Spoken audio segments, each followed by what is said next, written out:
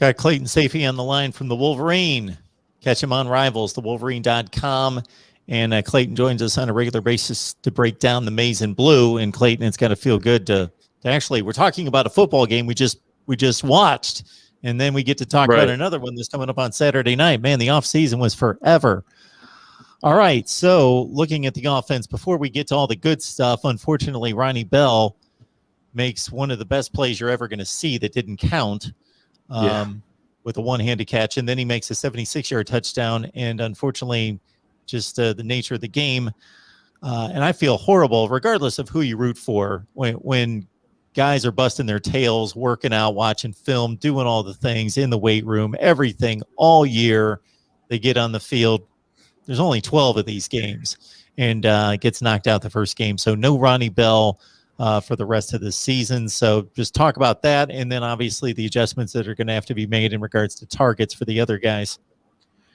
Yeah, super unfortunate for Ronnie Bell. He was having a heck of a game before he got hurt on a 31-yard punt return deep into Western Michigan territory. You mentioned the one-handed catch. That was nasty. I thought it was a bad call. They called offensive pass interference on him. I thought there was a little bit of hand fighting both ways, but no grab or no. He pushed off a little bit, but he was getting tugged as that play went on as well. And then I mentioned earlier the 76-yard touchdown had single coverage in a beautiful ball by Cade McNamara. Was able to go and get it, break free, and find the end zone. So he was having a great game. He kind of looked, at least in the limited action we saw him at, like a different Ronnie Bell. He had led the club in receiving the last 2 years, so he's been good. He's been solid. He's been a big piece of this offense for a couple of years, but he kind of looked like he hit that next level now that he's a fourth-year guy. He's a senior. This is his wide receiver room. He's the heart and soul of the room, as some of the guys said today, and then he goes down.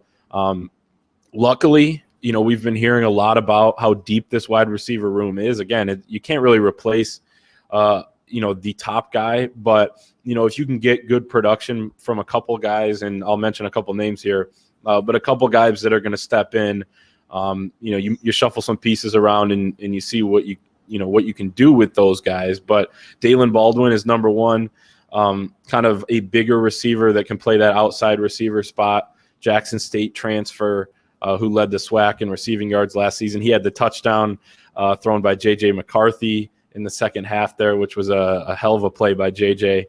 But, so he showed he could go and get the ball downfield.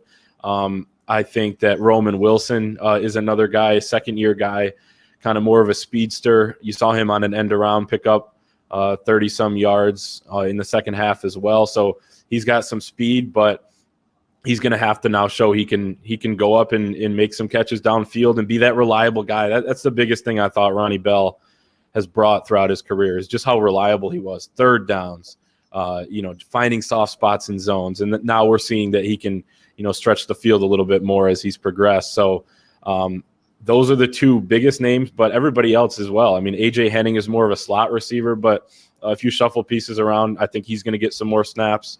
I think he is potentially going to be the punt returner as well, which is obviously where Ronnie Bell got hurt, returning punts, so they need someone to step in there. So it's going to be a collective effort. I truly think it is going to be. That sometimes is a cliche, everybody needs to step up. But I think it is in this case because Michigan's got several options. No great option, in my opinion, that would, live up to what Ronnie Bell was, but a few names that can fill in the production. And then Cornelius Johnson, a guy who's already starting, I think is going to get more opportunity as well.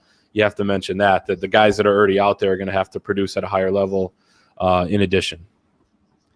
Folks, we're talking Michigan football with Clayton Safey from the Wolverine. So check out, the Rivals platform. The quality there. TheWolverine.com. Clayton Safey's work right there on Rivals. And subscribe to our Michigan channel. Understand that we've got post-game coverage after every Michigan football game right on our Voice of College Football Michigan channel. Like these videos. Share these videos on the social media. And, of course, again, subscribe.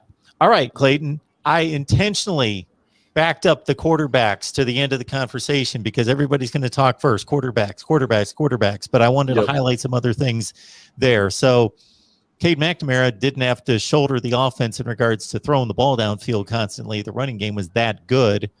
But what do you think you saw out of Cade McNamara? And you mentioned the one ridiculous throw from J.J. McCarthy, which I know got tons of people excited. Yeah. I mean, I thought that was, Jim Harbaugh said they didn't come into this game with any sort of set script on how they wanted the, quarterback snaps and everything to play out. But I thought this was just about ideal. You got 2.5 quarters out of Cade McNamara, and he played, I thought, outstanding. He had 3 deep balls that he threw, and they were all perfectly thrown, including the Ronnie Bell one that didn't count, but also including the Ronnie Bell one that did count for a 76-yard touchdown.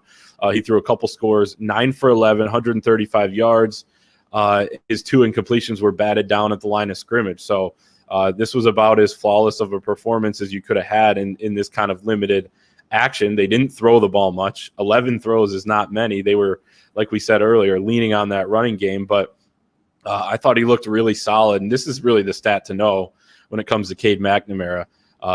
14 scores, either a field goal or a touchdown on, I think, 21 or 22 drives that he's engineered since he came into that Wisconsin game last season, eventually won the job over after that Rutgers game.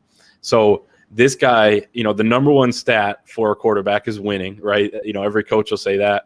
The number 2 stat is just being able to move the football and put it in the end zone, whether that's, driving your team down and letting the run game take over in the red zone or at the goal line. He's not the flashiest player, but he has a good enough arm. His accuracy is probably his strong suit, as well as his smarts. That Ronnie Bell, I've talked about it a few times, but it was such an important play because you listen to Cade after the game and he said, the one-on-one coverage that he had with Ronnie Bell in the slot, and the look that Western Michigan showed was one that they didn't see on film coming into that game, but they were able to recognize at the line. He said he recognized it at the line, made a couple calls, and they were able to get, the hot route in. So I think things like that, the intangibles Cade McNamara has, are, off the charts. Doesn't have the crazy arm, like we said, maybe like J.J. McCarthy does.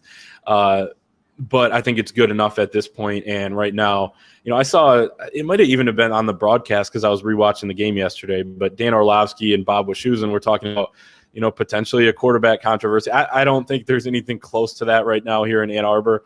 Maybe down the road in the season if McNamara struggles, but I think people kind of are downplaying a little bit just how efficient and effective he was early on in that game. So, about as good as you could have gotten out of the quarterbacks because you get some experience for J.J. McCarthy late in the game. And when he came in, the crowd was just going crazy for him. Yeah, I highly doubt if there is a quarterback controversy inside the room on campus where it matters. Now, amongst the fans, right, maybe because the fans are going to watch that one play from McCarthy. Almost said McCaffrey because I still got Dylan McCaffrey in my head, but J.J. McCarthy. But there's a difference between making a pass and showing off elite talent versus running the offense play after play after play, getting yourself in the right play and all those things, and running the offense versus just showing off the arm. Two different things.